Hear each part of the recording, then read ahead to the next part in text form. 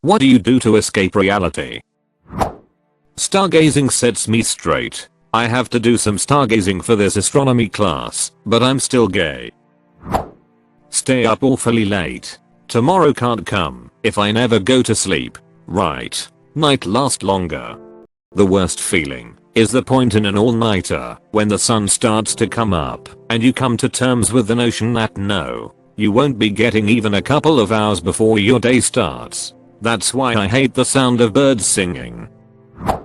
Walk my dog early in the morning. We pretend we are navigating an apocalyptic landscape in the search for treats. I used to do this with my kid. We'd jump on our bikes, circle the block, find a care package backpack with water, snacks, etc. and ride to faraway places. Sometimes we'd hit up the elementary school about a mile away and have to fight off the horde of zombies, then sneak back on our bikes and ride. I personally have died many a times, according to him. LOL. Eventually, we planned on doing a nighttime ride too, but I wanted to set up the bikes for that, reflectors, headlamps, etc. but it kept getting shoved off for other bills, or he'd rather do something else instead, until finally, he completely outgrew hanging out with mom. Sometimes, I'll get a few COD zombie sessions in, and we'll grab Chipotle and try to catch up on Flash, but that's a very rare treat for me now. You're an awesome parent. Seriously, the kid will remember this when he's older. Talking from personal experience. Read fantasy fiction. Any cool recommendations? I've been digging Unsold Cradle series by Will White, which is very Kung Fu Last Airbender type of series. Sir Terry Pratchett's Discworld. All of them start with guards, or maybe Mort, or small gods. If you like any of them, then start at the beginning and read, or listen your way through. They changed my life for the better. Also all these other recommendations people have submitted. Daydream. Was gonna say the same. Maladaptive daydreaming. I've had it all of my life and only recently learned it's a thing. I've daydreamed so many possible scenarios that some of them have actually come true, just based on the odds. Mostly, it saps my mental strength and makes me feel disassociated from the real world. When I'm anxious it fuels the anxiety because I can see the bad thing happening so clearly. I think it's a mechanism my mind developed to help me cope with a lonely childhood but never disassembled, and it continued to churn away even when it was no longer needed. On a positive note, I write fiction and have come to recognize that the daydreaming is my mind's way of telling me there are stories I need to get out. Edit maladaptive dreamers. We are legion. Let us unite and conquer the world. If we can. Get out of our heads. It's so frustrating. I've got these, essentially what are television shows, running in my head all the time, that I can vividly describe, but when I try to write it as a story, or draw it out, I'm never satisfied with what I put down. Is there anything you do to just enjoy the process, rather than worrying about how perfectly it matches your vision? Here I thought I was the only one. I escaped into books a lot when I was a kid and felt alone. These shows run every day. I probably waste hours. I do not write it down as a story, but sometimes I write down parts of it like a conversation or a situation. I think it would be putting too much pressure on the fantasies to try to turn them into full stories. Shower. Time flows slow in there for some reason. It helps anxiety attacks. Water on your face slows heart rate and oxygen consumption. So I hear. Yeah, it can activate the dive reflex when you do that. Running cold water on wrists, forearms can also be pretty magical. It is a vagal maneuver. In emergency medicine, if your heart rate is staying in the 150s or higher, while resting, we sometimes have patients dunk their heads in bucket of ice water. Some patients have repeat episodes of SVT and prefer it over being medicated, or electric cardioversion being shocked. Not medical advice. If you're having a racing heart rate with shortness of breath, chest pain, and feeling weak, you should call 911 or other emergency service. Listen to music. Game. Same music and games calms me. Whenever I read games calm me, I wonder if it's the same person who yells at their diamond teammates for dropping the shield a little early on that EVA ult. Getting mad at Overwatch does help me redirect all of my in real life anger onto a harmless outlet. And no, I don't yell on comms at other people. I stay off mic and occasionally yell Uma-third-aka at my poor TV. Yelling at other people wouldn't make it a harmless outlet. I never yell at people. I only yell at technology. Seriously. I have screamed some very unkind things at electronic devices back when I was much more stressed and actively dealing with some crap. Don't stand next to me when the machine uprising begins. Repetitive medium labor. Raking leaf blower. Splitting logs. Yard word. A light jog. Something about working until your muscles get that numbness to it. The rest of the world aside from what you're doing just melts away and you reach a point where it doesn't matter. And hey, it's good exercise. Yes, I call it thinking work. The world just fades away and you can actually think clearly. Aka meditation. Most people think of an fire and incense and focusing on your breathing. But the same clarity of thought can be accomplished by focusing on a task like chopping wood, digging ditches, or cooking. Focus on a thing and the background noise goes away. Write fiction. Read fiction. Gaming. Writing is such a relief. On nights when I'm too tired and want to avoid screen time, I either imagine my way through plot and dialogue or make small notes on paper. There are times when I'm writing that I truly zone out for hours at a time and I'm just there with my characters. Yep, when it's like that, it's the best thing in the world. I used to work with writers. One Ghost wrote the Tech War series. They often spoke about knowing the character's personality so well that all they had to do was set the stage and the characters would write the story themselves. The other writers would chime in and agree. Some would say how they often thought a scene would play out one way because they wanted to push a specific plot point and their characters wouldn't cooperate. I always found that fascinating. It is, and isn't exactly like this for me at least. Saying it this way is a bit of a artist off the ducking owl, and I'd hate for other writers to think there is anything wrong with them if this isn't happening in their first draft. Writing new content can be awful, painful and make you seriously question your life choices at times. The magic referenced above absolutely exists, but is most often found when you revise your next draft, and then the next one, and the next. It's exhilarating,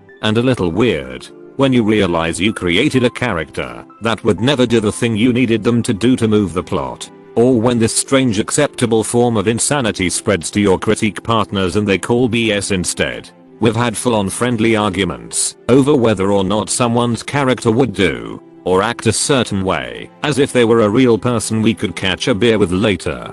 It's nutty when think of it, but damn if it isn't the best feeling in the world to be able to draw that level of emotion out of another human being through words alone. As with most main character learns magic and becomes bad as story arcs though, the work, tears, and outcome first, then it's fireballs all the way down. Video games. When my mom was diagnosed with terminal cancer I hid in video games, notably World of Warcraft. It was the only thing that kept me sane. I mean, I still worked and interacted with people and took her to appointments and spent time with my dad. But when I found myself alone with my thoughts I would log into the game and spend hours there. The beautiful thing about video games is that the problems have solutions. You can generally solve every dilemma and even get a reward. That's not the case in real life.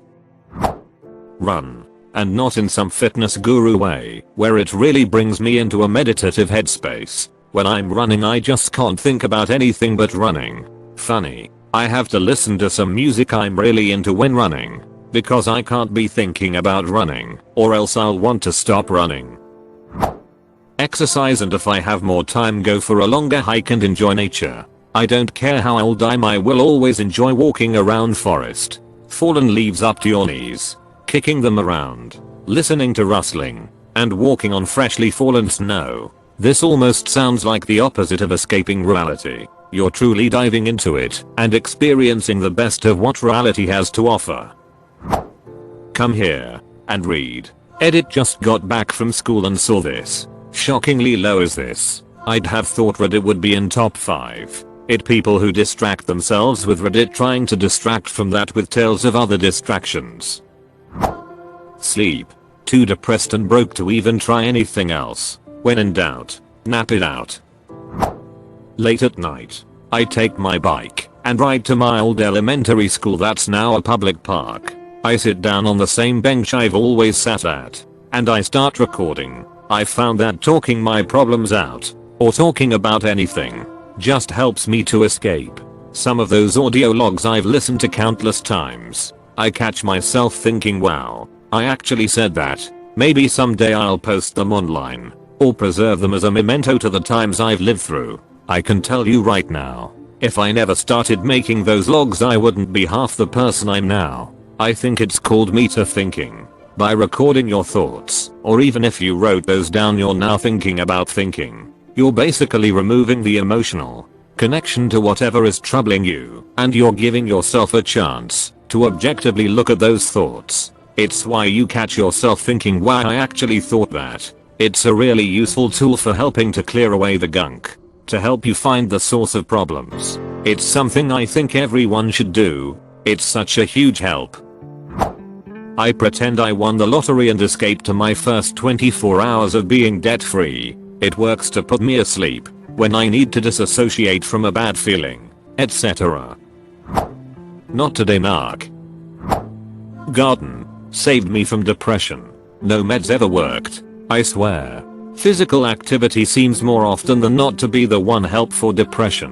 When someone is venting, really down and sad, and the other says, let's walk and talk, or let's just go for a walkers, because it actually works. I was in a place of super dark depression. I had planned out how I was gonna kill myself when my parents came to visit me, and the reason I was gonna wait for them is because I thought, well, someone will be there to take care of my kids. I obviously didn't do it. But I remember crying in the corner of the bathroom floor because I felt selfish, that I wanted to see them grow up. I thought they deserved better than me, and being gone would be better for them. Still brings tears to my eyes thinking about it. Isn't that why we're all here on Reddit? I create fantasy worlds and build them up, complete with languages, culture, people, history, etc. It's fun. Browse Reddit for stupid lengths of time. If I'm escaping something like someone talking about something I don't want to hear, I just stop listening and start thinking about my to-do list of the day. I drink too much, but also there's virtual reality. Talk about an escape. I love my Oculus. Drugs. I literally came here to say substances, and there's all these wholesome and healthy answers. Laughing my butt off, I have those healthy answers like video games, guitar, birding, but the real answer is going out and getting drunk. Skate. Either escape into my own mind, or go into VR. For me they are kinda similar. Read a book. I find a cozy, somewhat isolated section of a trail or creek and smoke a cigar while listening to podcasts. Can't say it's the healthiest habit, but it gets me outdoors and makes me less anxious. I'm a flight simulator hobbyist, and I escape by delving into the simulator. For over 10 years now, when life gets to me, I make an escape by perfecting my flight sim world. Not much unlike a model train enthusiast creates dioramas in their basement. Aircraft modeling, sound engineering, environment textures such as the sky, ground, water, and trees, buildings, airport details. There's always something to tweak and work on and improve to make actually using the simulator for simulating just a bit more fun and realistic.